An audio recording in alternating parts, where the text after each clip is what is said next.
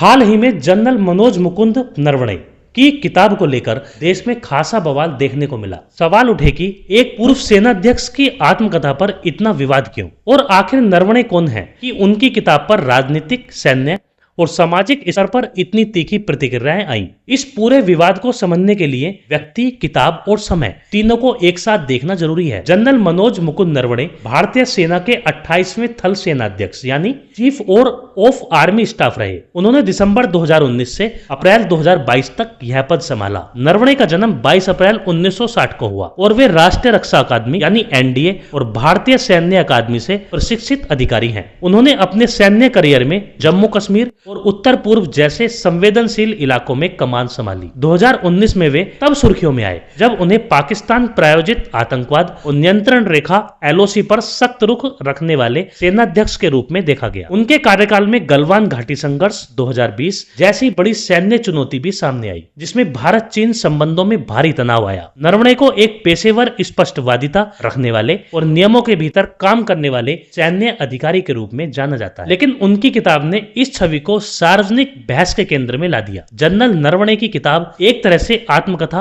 और संस्मरण है, जिसमें उन्होंने अपने जीवन, सैन्य अनुभवों, रणनीतिक फैसलों और कुछ महत्वपूर्ण घटनाओं का जिक्र किया है। विवाद की जड़ किताब का वही हिस्सा है जहां उन्होंने राजनीतिक नेतृत्व और सैन्य निर्णयों के संबंध, गलवान घाटी संघर्ष से जुड़ी परिस्थितियां और कुछ आंतरिक प्रक्रियाओं पर अपने निजी दृष्टिकोण रखे हैं। आत्मकथाओं में लेखक का नजरिया स्वाभाविक रूप से सामने आता है, लेकिन जब लेखक देश का पूर्व सेनाध्यक्ष हो तब हर शब्द को राष्ट्रीय सुरक्षा और राजनीतिक संदेश के चश्मे से देखा जाता है। यहीं से विवाद शुरू होता है। मुद्दा यही है कि किताब पर इतना बवाल क्यों। भारतीय सेना में यह परंपरा रही है कि सेवानिवृत्ति के बाद भी अधिकारी संवेदनशील मामलों पर सार्वजनिक रूप से बहुत सीमित बोलते हैं। नरवणे की किताब में कुछ घटनाओं और निर्णयों का उल्लेख ऐसा माना गया कि इससे सेना की आंतरिक कार्यप्रणाली और रणनीतिक सोच पर अनावश्यक रोशनी पड़ती है।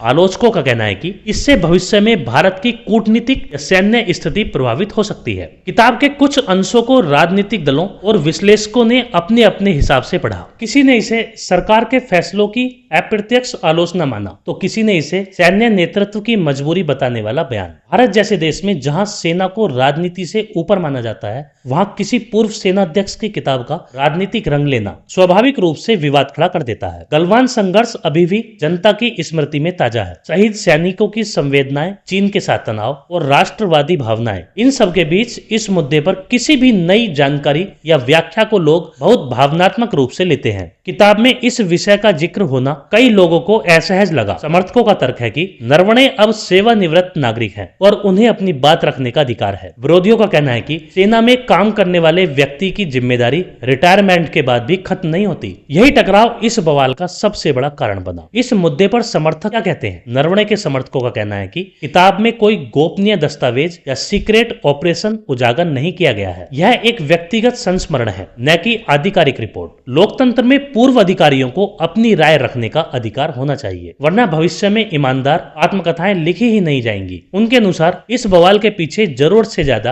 राजनीतिक संवेदनशील है। साथ ही इस मुद्दे पर आलोचकों का क्या कहना है? आलोचकों का मानना है कि ऐसे समय में जब भारत कई मोर्चों पर रणनीतिक चुनौतियों से जूझ रहा है, एक पूर्व सेनाध्यक्ष की किताब से गलत संदेश जा सकता है। वे इस संस्थागत अनुशासन और राष्ट्रीय हित से जोड़कर देखते हैं। नरवणे की किताब पर मचा बवाल असल में एक व्यक्ति से ज्यादा सिस्टम, परंपरा और लोकतांत्रिक अभिव्यक्ति के बीच का टकराव है। जनरल मनोज मुकुंद नरवणे एक सम्मानित सैन्य अधिकारी रहे हैं, इसमें संदेह नहीं, लेकिन उनकी किताब ने यह सवाल जरूर खड़ा कर दिया है कि क्या भारत में शीर्ष सैन्य पदों पर रहे लोग खुलकर अपनी कहानी कह सकते हैं, या राष्ट्रहित के नाम पर उन्हें हमेशा मौन रहना चाहिए? यह विवाद सिर्फ एक किताब तक सीमित नहीं है, बल्कि भविष्य में सेना, राजनीति और अभिव्यक्ति की स्वतंत्रता के रिश्ते को भी नई दिशा दे सकता है।